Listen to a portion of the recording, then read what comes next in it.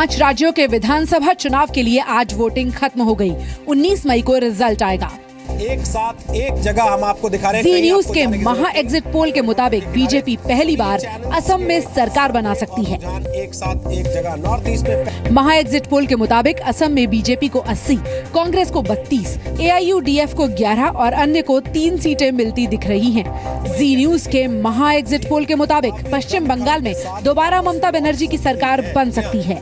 यहाँ बीजेपी को 5, लेफ्ट को 90, TMC को 196 जबकि अन्य को 3 सीटें मिलती दिख रही हैं। महा एग्जिट पोल के मुताबिक तमिलनाडु में AIADMK को 94 सीटें, DMK कांग्रेस गठबंधन को 130 सीटें और बीजेपी को 2 सीटें मिलने का अनुमान है। अन्य के खाते में 8 सीटें जा सकती हैं।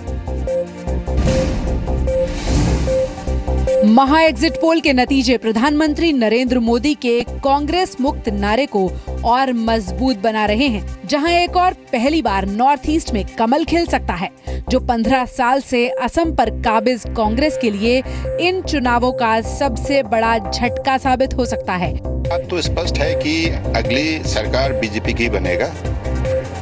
असम की जनताओं ने बीजेपी की पक्ष पर अपने मतदान दिया है। लेकिन पश्चिम बंगाल में ममता बनर्जी का जादू बरकरार है। केरल से कांग्रेस की अगुवाई वाले UDF को LDF सत्ता से हटा सकती है। ये लेफ्ट की राजनीति के लिए ऑक्सीजन तो होगा ही।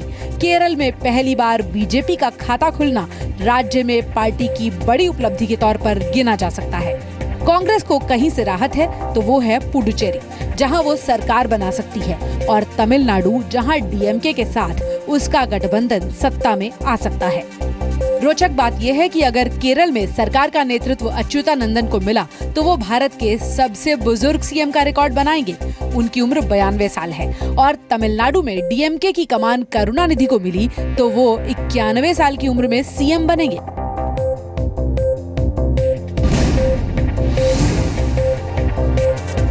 अगर एग्जिट पोल के आंकड़े 19 मई को नतीजों में तब्दील होते हैं तो देश में असम और केरल में सत्ता गंवाने के बाद सिर्फ 6 राज्यों में ही कांग्रेस की सरकार रह जाएगी।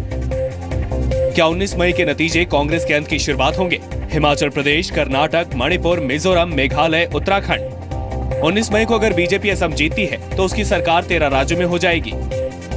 ये राज्य हैं असम, छत्तीसगढ़, गोवा, गुजरात, हरियाणा, झारखंड, मध्य प्रदेश, महाराष्ट्र, राजस्थान, जम्मू कश्मीर, पंजाब, आंध्र प्रदेश, अरुणाचल प्रदेश। 3 राज्यों में विधानसभा चुनाव के लिए आज वोट डाले गए। इसके साथ ही 5 राज्यों में विधानसभा चुनाव खत्म हो गए हैं। केरल की 140 विधानसभा सीटों पर 71.7% मतदान हुआ। तमिलनाडु की 232 सीटों पर 69.19% मतदाताओं ने अपने मताधिकार का इस्तेमाल किया। तमिलनाडु की बाकी 2 सीटों पर चुनाव 23 मई को होंगे। पुडुचेरी की 30 विधानसभा सीटों पर 81.94% मतदान हुआ। फाइनल आंकड़ा आने पर वोटों का प्रतिशत और बढ़ सकता है। सभी राज्यों में वोटों की गिनती 19 मई को होगी।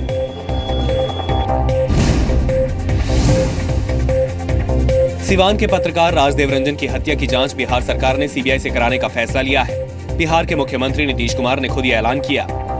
आप बता दीजिए कि कोई बचकर कहां जाएगा, बचकर कहां जाएगा, कितने दिनों तक बचेगा? अब हम CBI को ही दे देंगे, अब जिसका भी हो। नीतीश से जब राजदेव की हत्या में RJD के बाहुबली नेता शाहबुद्दीन का हाथ होने के बारे में पूछा गया तो उन्होंने माइक DGP PK ठाकुर को थमा दिया। उधर राजदेव की पत्नी आशा ने अपने परिवार पर खतरे की आशंका जताई है। उन्होंने RJD के साथ गठबंधन को लेकर नीतीश पर निशाना साधा। CBI पर मुझे पूरा भरोसा है। CBI के अलावा मुझे किसी पर कोई भरोसा नहीं है, ना तो नीतीश पर, ना तो लालू पर, ना ही यहाँ सिवान पर। 13 मई को पत्रकार राजदेव रंजन की हत्या कर दी गई थी। राजदेव की हत्या के आरोप में 4 लोगों को गिरफ्तार किया गया है। उनमें से 2 शाहबुद्दीन के नजदीकी बताए जा रहे हैं। बिहार के मुख्यमंत्री नीतीश कुमार से फरार विधायक मनोरमा देवी पर सवाल पूछा गया तो वो भड़क गए। नाराज नीतीश ने पत्रकार से ही मनोरमा देवी का पता पूछ डाला। आपको अगर जानकारी हो प्लीज कि कहां छिपी हुई हो तो आप दीजिएगा, तो हम लोग आपको पुलिस डे के दिन आपको सबसे बड़ा रिवार्ड हम लोग देंगे। गया कोर्ट में मनोरमा देवी की अग्रिम जमानत याचिका पर सुनवाई टल गई है। इस मामले में अगली सुनवाई 19 मई को होगी। इस दौरान मनोरमा देवी को गिरफ्तारी से राहत नहीं मिली है। वहीं आदित्य मर्डर केस में आज एक और आरोपी टेनी यादव ने कोर्ट में सरेंडर किया। कोर्ट ने टेनी को 14 दिन की न्यायिक हिरासत में भेज दिया है। टेनी को मुख्य आरोपी रॉकी यादव का रिश्तेदार बताया जा रहा है। आदित्य की हत्या के वक्त टेनी रॉकी के साथ गाड़ी में था। उधर एलजेपी अध्यक्ष रामविलास पासवान ने बिहार में कानून व्यवस्था को लेकर राष्ट्रपति शासन की मांग की है। जो हमने पिछले 12 साल में अनुभव किया है नीतीश कुमार के शासन का, और अभी जो लालू यादव इनके साथ में हो गए हैं, हमारी निश्चित मत है कि बिहार में राष्ट्रपति शासन ही एकमात्र विकल्प है।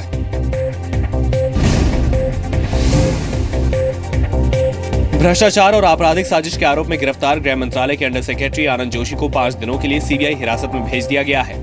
आनंद जोशी को कल वेस्ट दिल्ली के तिलक नगर से गिरफ्तार किया गया था। सूत्रों के मुताबिक आनंद जोशी ने भ्रष्टाचार से जमा पैसों को खपाने के लिए 3 मीडिया कंपनी बना रखी थी। जोशी की पत्नी मीनाक्षी इन कंपनियों की डायरेक्टर है। सीबीआई मीनाक्षी से भी पूछताछ कर सकती है। आनंद जोशी पर विदेशी फंडिंग हासिल करने वाले कई एनजीओ को नोटिस जारी कर पैसे मांगने का आरोप है। आनंद जोशी पर गृह मंत्रालय की गोपनीय फाइल छुपाने का भी आरोप है। इनमें सामाजिक कार्यकर्ता तिस्ता सीतलवाड़ के सबरंग ट्रस्ट से जुड़ी फाइल भी शामिल है। सीबीआई ने उनके घर पर छापेमारी कर 11 मई को उन्हें पूछताछ के लिए बुलाया था, लेकिन पूछताछ से पहले वो घर से गायब हो गए थे।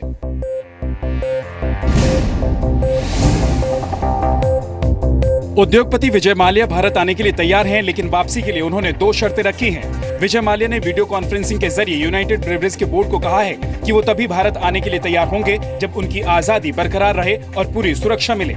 माल्या ने यह भी कहा कि वो पूरा कर्ज चुकाने के लिए तैयार हैं। इसके लिए बैंकों से उनकी बातचीत भी हो रही है। सरकार ने कहा है कि माल्या की वापसी के लिए वो सभी विकल्पों पर विचार कर रही है।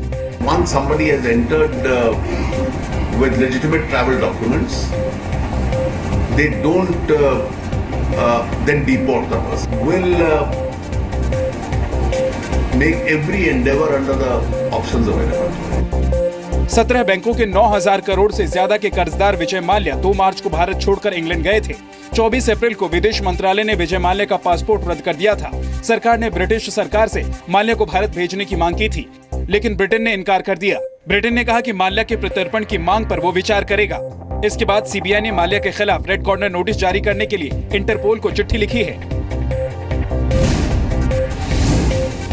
वित्त मंत्री अरुण जेटली ने एक बार फिर न्यायपालिका के खिलाफ नाराजगी जताई है। जेटली ने कहा कि न्यायपालिका को अपनी लक्ष्मण रेखा जरूर खींचनी चाहिए और ऐसे फैसले नहीं करने चाहिए जो कार्यपालिका के अधिकार क्षेत्र में आते हैं। जेटली के मुताबिक न्यायिक समीक्षा न्यायपालिका का कानूनी अधिकार क्षेत्र है, लेकिन सभी संस्थाओं को खुद लक्ष्मण रेखा खींचने की जरूरत है। लक्ष्मण रेखा बेहद महत्वपूर्ण है। शासन से जुड़े फैसले कार्यपालिका को करने हैं, न कि न्यायपालिका को।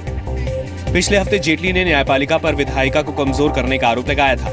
राज्यसभा में जीएसटी पर बहस के दौरान जेटली ने आरोप लगाया था कि जिस तरह न्यायपालिका विधायिका और कार्यपालिका के काम में दखल दे रही है, उससे लगता है कि सरकार के पास सिर्फ बजट बनाने का काम ही रह जाएगा। हरियाणा के सोनीपत में सैनिकों का एक परिवार इंसाफ की गुहार लगा रहा है। पंचायत चुनाव के दौरान वोट न देने पर सेना के अफसर के पिता और भाई की हत्या कर दी गई। मामला सोनीपत के करीबड़ी गांव का है। 12 मई को गांव के जगबीर चिकारा और उनके बेटे अनिल को घर आते समय गांव के कुछ गुंडों ने मार दिया, लेकिन पुलिस अभी तक आरोपियों को गिरफ्तार नहीं कर पाई है। एसपी से बात भी की और उन्होंने कहा कि हाँ, हम इस चीज पे कार्रवाई कर रहे हैं, बट जिस तरीका का हुआ है कार्रवाई, उससे नहीं लगता है कि कार्रवाई की गई थी। जगबीर शिकारा ने जनवरी में पंचायत चुनाव के दौरान अजय शिकारा और कन्नू नाम के बदमाश के भाई की उम्मीदवारी का विरोध किया था। जगबीर गांव के प्रभावशाली लोगों में थे। उनके विरोध की वजह से आरोपी कन्नू का भाई चुनाव में जीत नहीं पाया। इसके बाद कन्नू ने जगबीर को धमकी दी थी। आरोप है कि धमकी के बावजूद जगबीर को पुलिस ने सुरक्षा मुहैया नहीं कराई। बीजेपी ने दिल्ली की केजरीवाल सरकार पर पानी के मीटर को मंजूरी में घोटाले का आरोप लगाया है। बीजेपी के मुताबिक दिल्ली जल बोर्ड के लिए पानी के जिस मीटर को मंजूरी दी गई है, उसमें हेराफेरी की गई है। दिल्ली बीजेपी के अध्यक्ष सतीश उपाध्याय के मुताबिक इनकी जो कीमत तय की गई है, वो भी बाजार रेट से काफी ज्यादा है। उन्होंने इस मामले की सीबीआई से जांच कराने की मांग की। यहाँ तो आप इसका मतलब गहरा भ्रष्टाचार है। आप कह रहे हो एमआर की जगह एएमआर ही लगेगा, और वो मीटर जिस पर आपने फूंक मारी वो हवा से चल रहा था। अब लगता है कि वहाँ से उस हवा के थ्रू कुछ पैसा वैसा आ गया।